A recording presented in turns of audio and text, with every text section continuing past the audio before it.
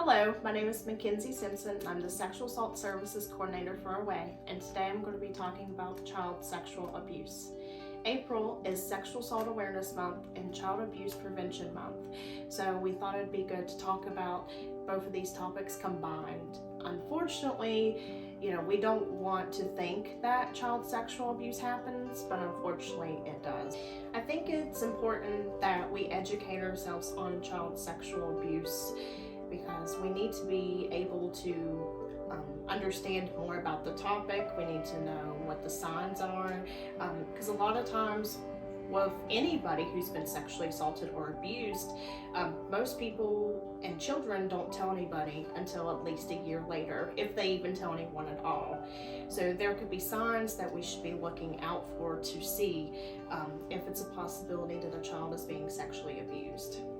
Child sexual abuse is defined as sexual activity with a child by an adult, adolescent, or older child.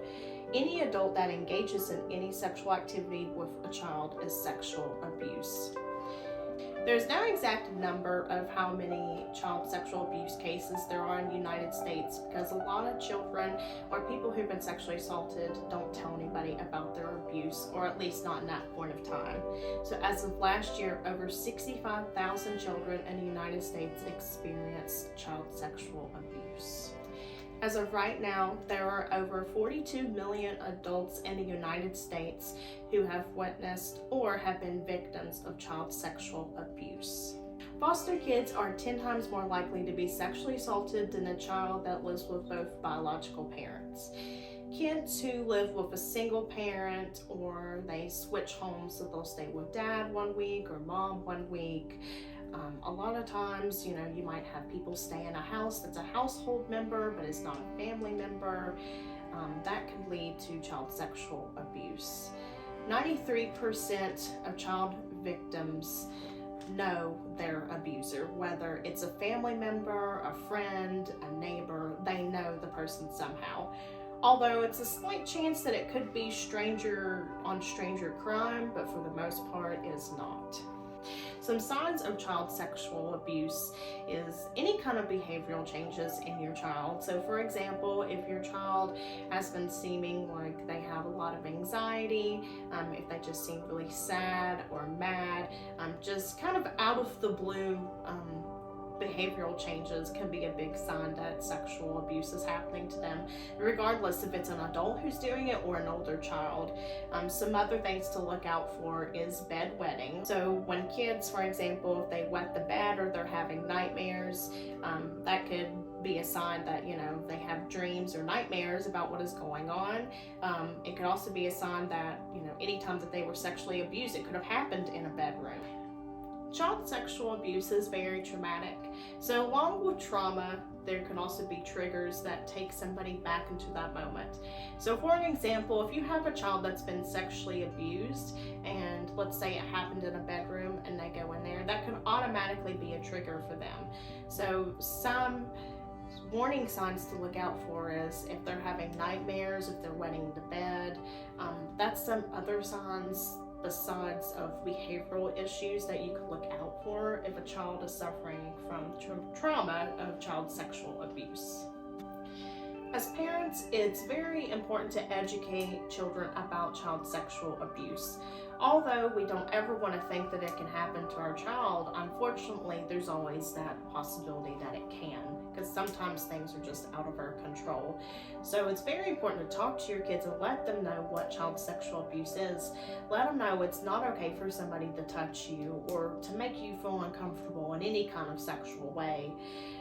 It's also important to educate your kids what some of the terminology of sexual abuse really means. So meaning touching and groping and kissing. It's important that they know those factors and what can come from being sexually abused, regardless if it's a child or an adult. Anytime someone is sexually assaulted or abused, regardless if they're a child or adult, it is traumatic no matter what age.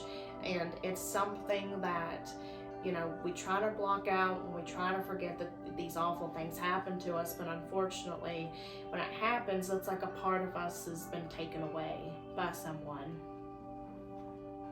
when someone has been sexually assaulted or abused, you know, you're not going to be the same person you ever were before, because it just kind of makes you feel like you've lost a piece of yourself and you've lost trust in people, and it's kind of like you're rebuilding yourself up. So unfortunately, when that happens, you know, it's not always going to be positive and great days, because there will be hard days ahead, but you have to look at how it's changed you, but you have to make it for the better. So for example, my mother, not when she was a younger child, but whenever she was a teenager, 14, 15, and my mom had told me about this stuff whenever I was younger, to be aware about how people can sexually assault and abuse someone. My mother was raped multiple times growing up. She was abused a lot growing up, sexually abused, and now, knowing the signs of child sexual abuse and how it can affect people later on down the line, even when they're an adult, you know, it's sad how it can still, years later, hearing certain things, seeing certain things, feeling certain ways or whatever can be triggers, and it always takes you back to that moment. And one thing that with my mother growing up is, you know, she wanted to make sure that I knew what could happen. So whenever I became old enough, I think I was about 9 or 10 years old, my mom really started to educate me about sexual assault and sexual abuse, just for signs that I could look out for. And unfortunately, it made it to where, although it happened to her 30 years ago, it made it to where she didn't really trust people, and it's hard to gain trust back. Because when you've had something like that happen to you, it's hard to trust people. Rather, if it's somebody, it could be your best friend, or it could be your worst enemy. It takes that all trust away. Although this happened to my mom whenever she was a younger teenager, I could just see how whenever she was an adult in her late 30s, early 40s, how, you know, something that happened many years ago still affected her day by day.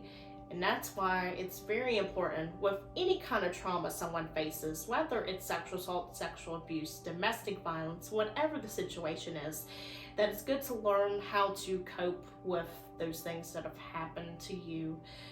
And it's also good to talk to somebody, because a lot of times we don't want to talk about it, and it just ends up building up inside of you, and at the end of the day, it doesn't help the situation any, and it might make things worse. So if a child is going through sexual abuse or you just want to learn more about it, please reach out to us and someone can help.